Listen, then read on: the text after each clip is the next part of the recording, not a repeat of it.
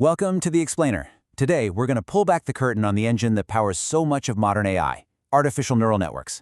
We're going to break down how they work, right from their biological roots all the way to how they're used in the real world. Let's jump right in. So it all starts with this one big question, right? What if a computer could learn just like a human brain? I mean, the goal was never just to build faster calculators. It was to create systems that could actually learn, adapt, and see patterns in our messy, complicated world. And it turns out, the best blueprint for that was right inside our heads the whole time.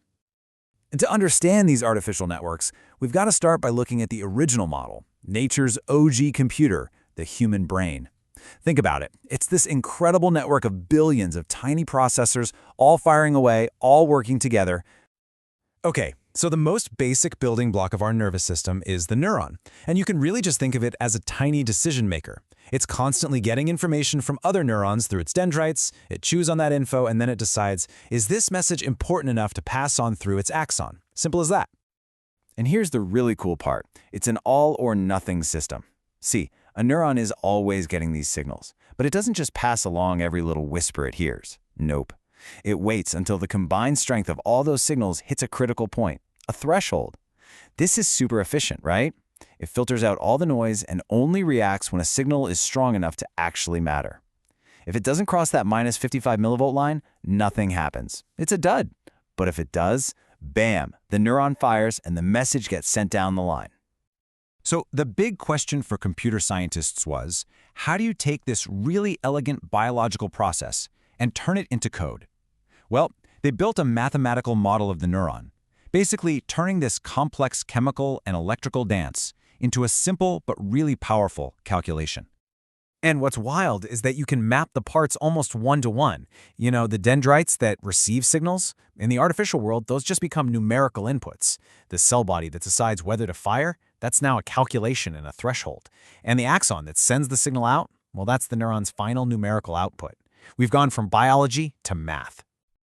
Okay, to make this less abstract, let's walk through a super simple, relatable example. We're going to build one single artificial neuron that has to make a tough decision. Should we go to the beach today? All right, so our little beach-loving neuron takes in two pieces of info. First input, is it sunny? We'll say yes, so that gets a value of 1. Second input, how far is the beach? Let's say it's 5 miles away. Now, here's the key part. The neuron applies weights to these inputs. Sunny weather's a big deal, so it gets a nice positive weight of 5. The distance, that's a bit of a hassle, so it gets a small negative weight, minus 0.2. Then, the neuron just does the math and calculates the weighted sum. And just like its biological cousin, our artificial neuron has a threshold. Let's say its magic number is 4.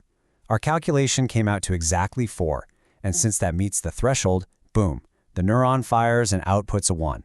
For us, that means yes, pack the car, we're going to the beach.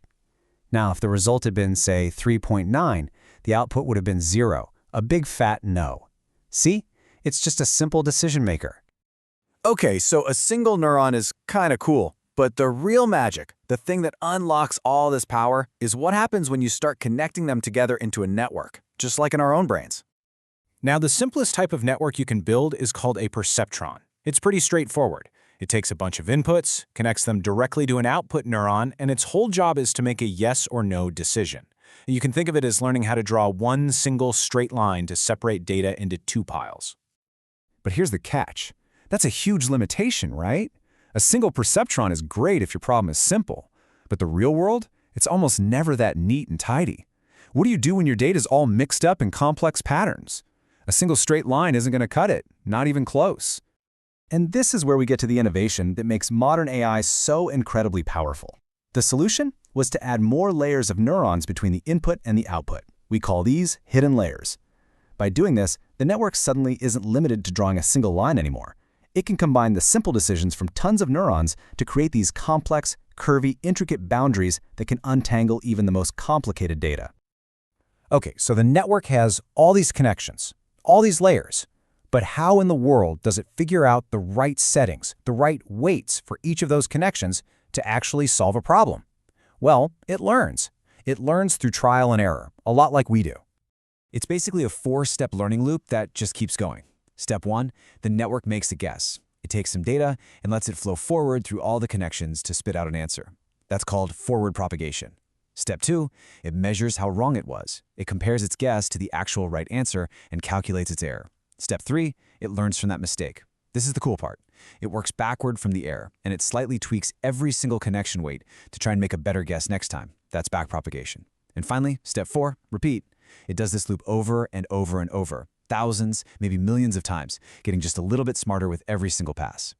All right, that's a whole lot of theory, I know. So let's see how this all comes together in a real-world example, trying to predict demand for a bike share company. So this company, they really wanted to predict which days would have a huge rush of casual riders, so they could make sure they had enough bikes ready to go. So what they do? They fed a neural network a bunch of data, things like the season, the temperature, humidity, wind speed, you name it, and basically asked it to learn the hidden pattern that screams, this is going to be a high-demand day. Now, deep inside those hidden layers, the neurons are using these little mathematical formulas called activation functions to process the information. The team decided to test 3 different types to see which one worked best. And as you can see from the results, it made a huge difference. The linear function, well, it was the worst.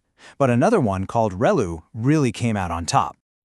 And this just goes to show you that the internal math of the network matters a lot. The clear winner was something called the rectified linear unit, or ReLU. And the reason it's so great is because it's so simple. All ReLU does is follow one rule. If a number is positive, let it through. If it's negative, just make it 0. That's it. That simplicity makes it incredibly fast and efficient for the network to learn. And that's why it works so well here, getting the highest accuracy and, crucially, the lowest false negative rate. That means it was the least likely to miss a high-demand day, which is exactly what the bike company was trying to avoid. And this case study just brilliantly sums up the core idea of it all, right?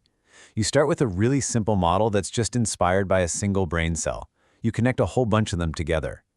And then you just let this network learn from its mistakes over and over until it can solve these incredibly complex problems that you could never just program with a simple set of rules. So when you think about everything from translating languages in real time to discovering new medicines to powering self-driving cars, the basic principle is the same. It all started with that simple question about how to mimic the brain. And it's leading us to a future where machines can learn, reason, and discover in ways we're only just beginning to wrap our heads around.